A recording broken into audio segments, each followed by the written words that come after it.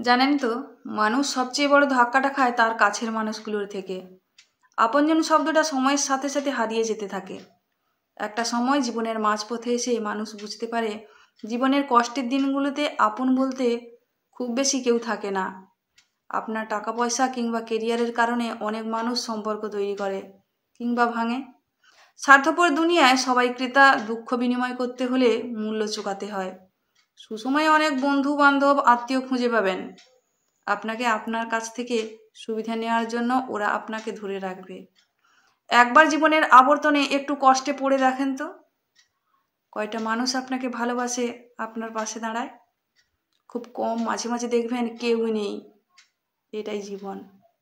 আর সেই ব্যর্থতার দিনগুলোতে যাকে আপনি আপনজন ভেবে তাদের যদি কাছে না পান, তবেই আপনার আচরণ প্রকাশ পাবে। আর সেই আচরণটা আপনার তারা তখন নিতে পারবে না। ঘাবড়ে যাবেন না। মানুষ তার সমস্ত জীবনের অর্জন একমাত্র সে নিজে। তাই অভিজ্ঞতা শেষে নিজেকে ভালোবাসতে শিখুন। ভালো থাকবেন কিনা জানি না, তবে মানসিক শান্তি থাকবে সেই বেঁচে থাকায়।